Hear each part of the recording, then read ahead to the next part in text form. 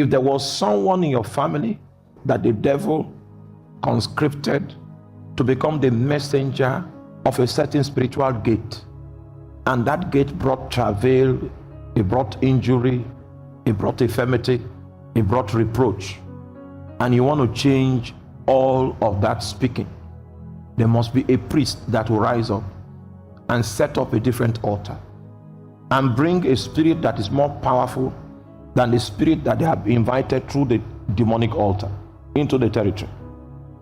Are you there? You are not following me. The same level of devotion that the spirit of darkness, the priest of darkness, exercised in order to bring that demonic presence into the space will be the same level, same minimum level of devotion that the priest of light will need to bring to the table in order to bring a different speaking into the realm. Are you there? The moment you set up a counter altar, what you have done is this. I know you are well aware that there can be no two captains in one ship.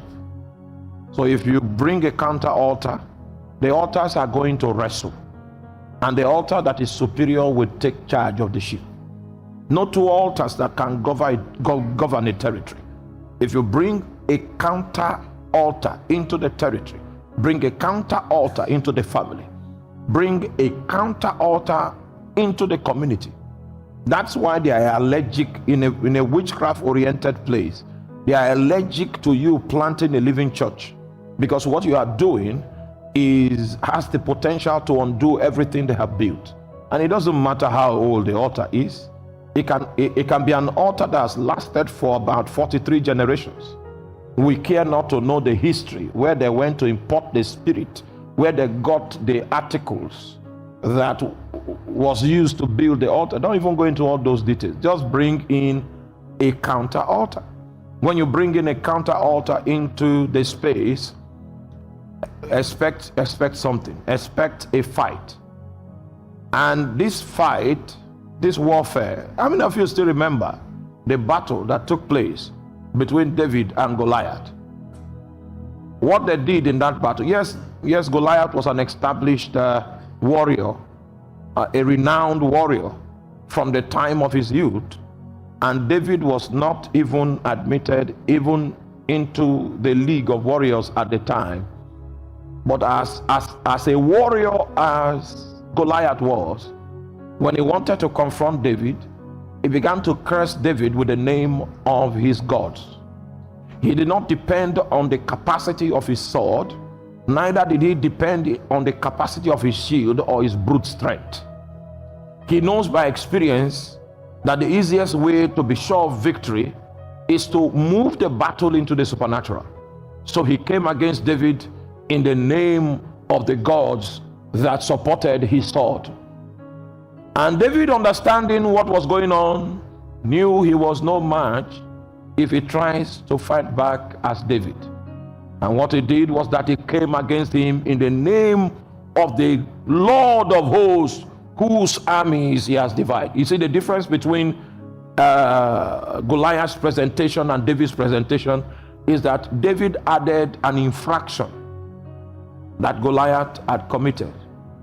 So I come against you in the name of the Lord of hosts, whose armies you have pitched yourself against. So when the battle went into the realm of the supernatural, it was a fight of altars. It took the foolishness of catapult to finish the fight in the natural realm. May the Lord give you understanding. If you want to put to naught the workings of the altar of witchcraft that has been marginalizing the destinies of many in your family, then one from among you must become a priest of light. And he needs to go and check the devotion of the guy that is managing the priesthood of witchcraft that is in the clan. Because your life is going to be like that man. The way the man is devoted to the priesthood, the altar, that's how you are going to be devoted to the priesthood of light. Oh, if you ask me, I will tell you, I've had so many opportunities to sleep with so many women, apart from my wife. So many. One of the encouragements for which I will not stoop that low is because I know the kind of sacrifice, the kind of devotion that the priest that represented darkness in my family brought to the table. Even then themselves never slept with any woman that they did not marry. I'm talking of the righteousness of witchcraft. Oh my. I don't have time. So I will be fooling myself to think that I want to play the role of a priest to replace the speakings of that altar if I don't bring something better than what they presented. I'm operating a better covenant, there's no doubt about that. I'm operating a covenant that is choked with better promises. I'm operating a covenant that has better foundation. No doubt about that. But you see, the inconsistency of the priest can actually make the covenant null and void. And instead of you to become a harbinger of light, an instrument through which God begins to speak into the territory and to manipulate the territory into their original calling, the original ordination. Instead of me to be that, me myself will become a carrier of the symptoms of the altar that is manipulating my family. If you want to blot out the speakings of an altar, you must be ready to become the priest of a righteous altar. Just like darkness never argues with light when light shows up, that's how a demonic altar cannot argue with the authority of a righteous altar. Being a priest of an altar confers so much responsibility upon you. Hallelujah. And the reason for which I make the sacrifice is not for myself alone. I make the sacrifice because of my children. I make the sacrifice because of family members. I make the sacrifice so that the highway can be made, and so that the possibilities of Israel traveling on dry ground can come to pass again. Anytime he blots out the tongue of the Egyptian sea, he causes the ransom to walk on dry ground. The pathway of destiny becomes clear. Everyone takes their journey. But if you see men going around in cycles, if you see giants and princes walk on foot and servants ride on horseback, then you need to know that there is an evil that has manifested itself under the sun. Hallelujah. Are you still with me? Okay, so I want to show us a few symptoms that are revelatory of the fact that a demonic altar is speaking. Genesis chapter 27, beginning from verse 15. Genesis chapter 27, beginning from verse 15. And Rebekah took goodly raiment of her eldest son Esau, which were with her in the house, and put them upon Jacob, her younger son. And she put the skin of the kids of the goat upon his hands and upon the smoot of his neck. And she gave the savory meat and the bread which she has prepared into the hand of her son Jacob.